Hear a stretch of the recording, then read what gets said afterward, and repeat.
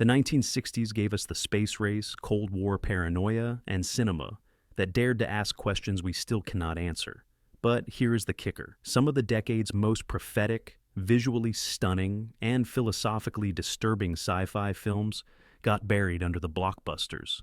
These 10 movies predicted everything from AI takeovers to genetic nightmares, and most people have never even heard of half of them. Ready to have your mind absolutely wrecked? Village of the Damned, 1960. Imagine every child in your town being born on the same night, with the same blank stare, the same platinum blonde hair, and the same terrifying ability to read your thoughts. That is the nightmare fuel that kicks off this British chiller, and honestly, it still hits different today. Based on John Wyndham's novel The Midwich Cuckoos, this film takes the innocence of childhood and twists it into something genuinely unsettling. The entire population of the village of Midwich falls unconscious for hours, and when they wake up, every woman of childbearing age is pregnant. The children born from this event grow rapidly, possess telepathic powers, and share a hive mind that makes them utterly alien despite their human appearance. George Sanders delivers a masterclass performance as Gordon Zellaby, a professor who becomes the reluctant father figure to these eerie offspring. His relationship with his own otherworldly son creates a tension that builds to one of the most memorable climactic scenes in classic sci-fi. That brick wall mental image he constructs, pure cinema genius that influenced countless films afterward. Director Wolf Rilla crafted something remarkable on a shoestring budget. The film cost a mere $300,000 to produce, yet earned over $2 million at the box office. Critics at the time praised its restraint, noting how the horror comes not from monsters, but from children who simply do not belong in our world. The Cold War allegory runs deep here. These children represent the ultimate fifth column, an enemy that looks just like us, but thinks with one terrifying collective mind. Parents in 1960 audiences found themselves confronting an uncomfortable question about whether they could harm their own children if humanity depended on it. Martin Stevens, who played the lead child David, gave a performance so unnervingly calm that audiences genuinely wondered if the kid was acting at all. His dead-eyed stare became iconic, spawning a sequel in 1964 and a Hollywood remake in 1995. But nothing touches the original's atmospheric dread and British restraint that makes every scene feel like walking on thin ice over a frozen lake of pure terror. The Day the Earth Caught Fire, 1961. Nuclear tests push Earth out of its orbit and send it hurtling toward the sun. That premise alone should tell you this British disaster film was way ahead of its time, tackling environmental catastrophe before climate change even entered public consciousness. Director Val Guest shot this thriller partly in documentary style, using actual newspaper offices and real journalists as extras. The result feels less like a movie and more like breaking news footage from a world on the brink of extinction. The film opens and closes with scenes tinted orange and yellow, visually representing the scorching heat that threatens to end all life on the planet. Edward Judd plays Peter Stenning, a cynical journalist drowning in booze and bitterness until he stumbles onto the biggest story in human history. His investigation reveals that both American and Soviet nuclear tests, conducted simultaneously at opposite poles, have knocked Earth off its axis. The government's covered it up naturally because admitting you accidentally doomed your species tends to cause panic. Janet Monroe brings fierce intelligence and vulnerability to her role as Jeannie Craig, a government secretary who becomes Stenning's source and love interest. Their romance unfolds against increasingly apocalyptic imagery of dried rivers, mass evacuations, and London streets emptied of everyone except looters and the desperate. The film won 2 BAFTA awards, including Best British Screenplay, a remarkable achievement for a genre that critics often dismissed as juvenile entertainment. Leo McKern steals scenes as the veteran science editor Bill McGuire, delivering exposition with the weary expertise of someone who has seen too much. Guest shot many exterior scenes during an actual London heatwave, capturing genuine discomfort on the faces of his cast and extras. When characters complain about temperatures reaching 140 degrees, you believe every sweating, suffering moment. The ending refuses to give audiences easy comfort. 2 newspaper headlines sit ready to print, one announcing salvation through desperate nuclear detonation, the other announcing doom. Church bells begin ringing as the screen fades to white, leaving viewers to decide whether humanity survived or perished in flames. That ambiguity felt radical in 1961 and still packs a gut punch today. The Last Man on Earth, 1964. Before Will Smith wandered Manhattan's empty streets, before Charlton Heston fought mutants in a dead Los Angeles, Vincent Price walked alone through a world where he might be the only human left alive. This Italian-American production birthed the modern zombie apocalypse template, and Hollywood has been stealing from it ever since. Richard Matheson's novel, I Am Legend, finally reached screens after years of development struggles. Though Matheson himself used a pseudonym in the credits after clashing with the production over changes. Despite those tensions, the resulting film captures the crushing loneliness and moral complexity that made the source material revolutionary. Price plays Robert Morgan, a scientist whose immunity to a plague left him as the sole survivor, while everyone he loved transformed into vampire-like creatures. His daily routine involves hunting the sleeping infected, gathering supplies, and fortifying his home against nightly sieges. The monotony of survival becomes its own horror, watching a man go through mechanical motions because stopping means dying. Directors Ubaldo Ragona and Sidney Salkow shot the film in Rome, using empty EUR district streets that give the production an otherworldly European atmosphere unusual for American genre films. The black and white cinematography enhances the bleakness, turning familiar urban landscapes into alien terrain stripped of human warmth. The infected creatures shamble and moan in ways that directly inspired George Romero when he created Night of the Living Dead 4 years later. Romero openly acknowledged this influence, calling the film a major inspiration for his zombie revolution. Without Vincent Price wandering those desolate streets, modern horror might look completely different. But the ending delivers the true gut punch. Morgan discovers a community of partially infected survivors who have developed a treatment. They view him not as humanity's last hope, but as a monster who has spent years murdering their friends and family during their vulnerable daylight hours.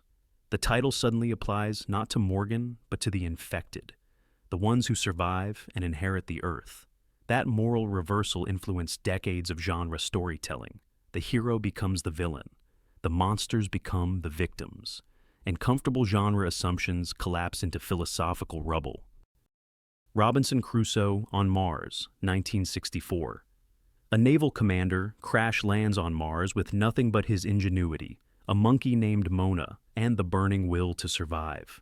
Sounds campy, right? Wrong. This visually stunning survival film takes itself completely seriously, and somehow pulls off one of the decade's most underrated sci-fi achievements. Director Byron Haskin, who previously helmed the 1953 War of the Worlds, brought genuine scientific consultation to the production.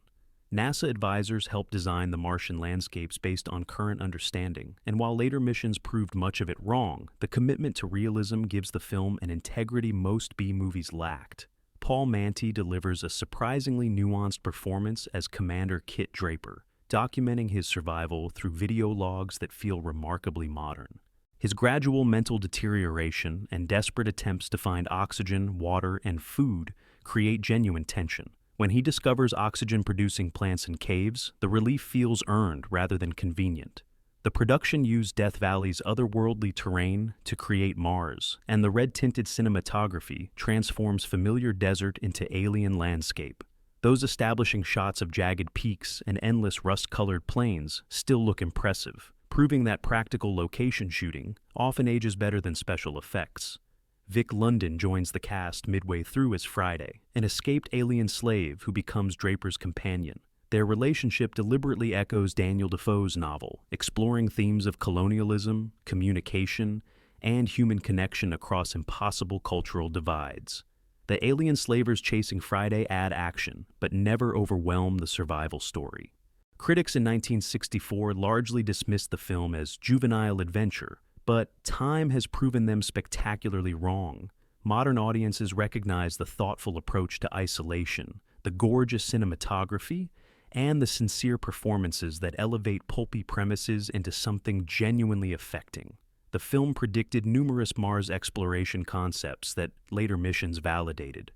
Draper's methods for extracting water and oxygen, while scientifically inaccurate, demonstrated the problem-solving mindset that actual astronauts would need.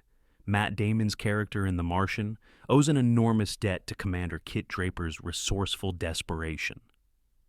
Seconds, 1966. What if you could buy a completely new life, new face, new body, new identity, everything about your miserable existence erased and replaced with the person you always wanted to become? That fantasy becomes pure nightmare in this paranoid masterpiece that flopped at release and now ranks among the decade's essential films.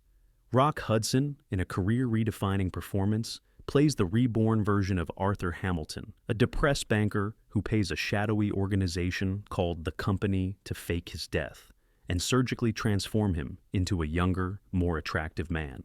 The catch? There is always a catch. His new life comes with strings attached that tighten into a noose. Director John Frankenheimer, fresh off The Manchurian Candidate, employed cinematographer James Wong Howe to create deliberately disorienting visuals. Wide-angle lenses distort faces into grotesque caricatures. Cameras placed at impossible angles make ordinary rooms feel like fever dreams. Shadows swallow characters whole. The film premiered at Cannes, and audiences reportedly booed. American theaters showed it to empty seats. Critics dismissed it as pretentious and confusing. But those same qualities that alienated 1960s audiences now feel prophetic, capturing anxieties about identity, conformity, and corporate control that have only intensified. Hudson's performance gains additional resonance knowing his personal struggles with Hollywood's expectations about image and identity. He was living a constructed persona himself, and that buried tension bleeds through every frame. His panic as the fantasy collapses feels less like acting and more like confession. The ending remains one of cinema's bleakest, a final twist that confirms the company treats human beings as raw material to be recycled when products prove defective. Hamilton discovers what happens to failures, and the answer haunts audiences long after credits roll. Martin Scorsese calls it one of his favorite films. Jonathan Demme credited it as a major influence on The Silence of the Lambs. That woozy, paranoid atmosphere directly inspired countless thrillers about organizations that own you body and soul. Alphaville, 1965.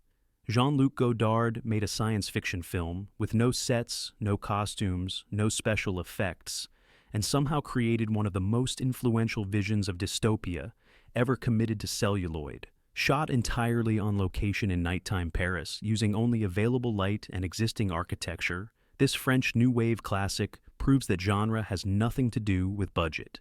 Eddie Constantine plays Lemmy Caution, a trench-coated secret agent from another galaxy who arrives in Alphaville, a city controlled by a tyrannical supercomputer named Alpha 60. His mission involves finding a missing agent and assassinating the computer's creator, but the real journey concerns whether love and poetry can survive in a society that has outlawed emotion. Godard used brutalist architecture, modernist interiors, and fluorescent-lit corridors to transform contemporary Paris into alien cityscape. The glass towers and concrete labyrinths feel both futuristic and coldly familiar, anticipating the way technology would reshape urban environments decades later. He spent almost nothing on production, yet created something more visually distinctive than films costing millions. Anna Karenina brings devastating vulnerability to Natasha von Braun, a woman who has never experienced love or tears. Watching her slowly awaken to emotion while Caution introduces her to forbidden poetry creates genuine romantic tension within science fiction framework. Their final exchange became iconic in film history. Alpha 60's synthesized voice, created by a man speaking through an electronic larynx after throat cancer surgery, sounds genuinely inhuman and threatening. The computer speaks in riddles and philosophical proclamations that Godard wrote himself, creating an antagonist that feels more dangerous as a concept than any physical threat. The film baffled American audiences, but electrified European critics who recognized Godard's audacious reinvention of genre conventions. By refusing every expected visual signifier of science fiction, he proved the genre lives in ideas rather than production design. Ridley Scott, Terry Gilliam, and Christopher Nolan have all cited this film's influence. Blade Runner's neon-soaked noir cityscape descends directly from Alphaville's rain-slicked Paris streets. The tradition of philosophical sci-fi owes everything to Goddard's willingness to ask what makes us human. Fahrenheit 451, 1966. Books burn at 451 degrees Fahrenheit. That scientific fact becomes the title for Ray Bradbury's dystopian warning about censorship, and French director François Truffaut brought it to English-language screens with all its paranoid brilliance intact. Oscar Werner plays Guy Montag, a fireman whose job involves not extinguishing flames but starting them. In this future society, books are banned as sources of unhappiness and independent thought. Firemen raid homes, confiscate literature, and burn everything while citizens watch on giant wall screens that pump endless entertainment into their numbed brains. Julie Christie delivers double duty as both Montag's pill-popping, screen-addicted wife Linda and the book-loving rebel Clarice, who awakens his curiosity. Her contrast between these characters creates visual shorthand for the film's central conflict between conformity and individuality. Truffaut shot entirely in Britain, using contemporary architecture that looks sleek and soulless. The monorails gliding through sterile suburban landscapes feel both futuristic and disturbingly recognizable. This could be next year, the production design whispers. This could be your neighborhood. The burning sequences remain viscerally disturbing. Watching pages curl and blacken while Montag's colleagues cheer feels like witnessing cultural murder. Truffaut lingered on book covers, letting audiences recognize beloved titles turning to ash. Bradbury reportedly wept when he saw the film. Critics initially gave mixed reviews, finding Truffaut's measured pacing too slow for American tastes. But the film found its audience over decades of home video releases and retrospective screenings. College courses use it to teach both adaptation and production design. The ending, where book lovers become living libraries by memorizing entire texts, gains power with each rewatch. These human books wander snow-covered forests, reciting prose and poetry, keeping literature alive through the only medium that cannot be confiscated or burned, human memory. That image of quiet resistance, of knowledge preserved through love rather than technology, feels more urgent now than ever. Social media, algorithms, content moderation, and digital book banning make Bradbury's nightmare feel less like fiction and more like prophecy. Fantastic Voyage, 1966. Shrink a submarine to microscopic size, inject it into a dying diplomat's bloodstream, and race against time to destroy a blood clot threatening his brain. That elevator pitch sounds absolutely bonkers, and the resulting film embraced the insanity with groundbreaking effects that won 2 Academy Awards. Director Richard Fleischer assembled a cast, including Stephen Boyd, Raquel Welch, Donald Pleasance, and Edmund O'Brien for this Cold War medical thriller. The premise involves a Soviet scientist who has defected with knowledge of miniaturization technology, but an assassination attempt leaves him comatose. American scientists shrink themselves to save his life from the inside. The production design remains jaw-dropping. Art directors created massive sets representing the heart, lungs, and brain that crew members navigated while cameras captured their wonder. Gallons of plasma substitute flowed past actors suspended on wires. Antibodies attacked like prehistoric monsters. Raquel Welch became a sensation when her character gets swarmed by antibodies and must be rescued by crewmates manually removing the creatures from her wetsuit. The scene walked right up to exploitation territory, but somehow maintained scientific dignity. Her stardom exploded afterward. The Academy awarded Oscars for art direction and visual effects while nominating the film for 3 additional categories. For a science fiction film in 1966, that recognition demonstrated how far the genre had traveled from B-movie dismissal. Isaac Asimov novelized the screenplay and reportedly complained about scientific inaccuracies, particularly the ending, where the miniaturized submarine is destroyed, but debris somehow avoids expanding back to normal size inside the patient's body. His objections became famous among science fiction fans debating film logic. The film's interior body imagery directly influenced everything from 1987's Inner Space to countless medical documentaries using animation to explore human anatomy. That sense of wonder at the body's microscopic complexity, treating biological systems as alien landscapes worth exploring, started here. Director Joe Dante calls it one of the most imaginative films ever made. Martin Scorsese included it on lists of movies that inspired him to become a filmmaker. The voyage into inner space proved just as thrilling as anything happening in outer space. Planet of the Apes, 1968. You know that ending. Even if you have never watched the film, you know the image of Charlton Heston on his knees, pounding sand, screaming at the half-buried Statue of Liberty. That twist redefined what science fiction could achieve as social commentary, and the journey to reach it remains essential viewing. Heston plays astronaut George Taylor, whose spacecraft crash lands on what appears to be an alien planet ruled by intelligent apes who treat humans as mute animals. The reversal of Earth's social hierarchy hits different when you watch gorillas hunt humans for sport, and orangutans debate whether these creatures possess souls. Rod Serling, creator of The Twilight Zone, wrote the original screenplay adapting Pierre Boulle's novel. His fingerprints cover every scene, from the philosophical dialogue to the gut punch reveals to the final devastating irony. Michael Wilson revised the script for budget reasons, but Serling's sensibility permeates the finished film. The makeup effects by John Chambers revolutionized the industry and earned a special Academy Award. Actors spent 4 hours daily getting transformed into apes, yet their performances somehow transcended the prosthetics. Kim Hunter and Roddy McDowell became icons as sympathetic chimpanzee scientists Zira and Cornelius.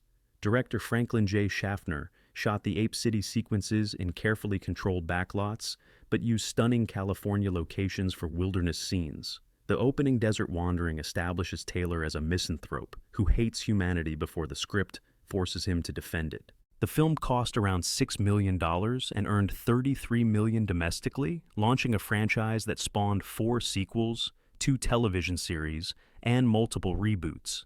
Its cultural impact extends far beyond box office. References appear everywhere, from The Simpsons to presidential speeches. But the ending. That ending. Taylor discovers he never left Earth at all. That nuclear war destroyed civilization while he traveled through space. Humanity doomed itself, and the planet of the apes is not alien, but inherited. His final screams echo across decades, a primal howl of species despair that feels more relevant every year. 2001, A Space Odyssey, 1968. Forget everything you think you know about science fiction before this film existed. Stanley Kubrick did not just raise the bar for the genre, he launched it into orbit, then kept going until he reached something that feels less like a movie and more like a religious experience. Kubrick spent 4 years developing this collaboration with science fiction author Arthur C. Clarke. They researched space travel, consulted NASA engineers, and designed spacecraft with scientific accuracy that later missions validated. The rotating space station predicts actual concepts. The tablet computers aboard Discovery 1 predict iPads by 40 years. The film spans 4 million years, from prehistoric apes discovering tools to astronauts confronting evolution's next phase.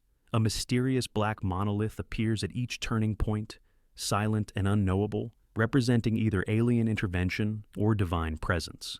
Kubrick refused to explain, and that ambiguity makes the film endlessly debatable. Keir Dullea plays astronaut Dave Bowman, whose mission to Jupiter becomes a battle against the spacecraft's computer, HAL 9000.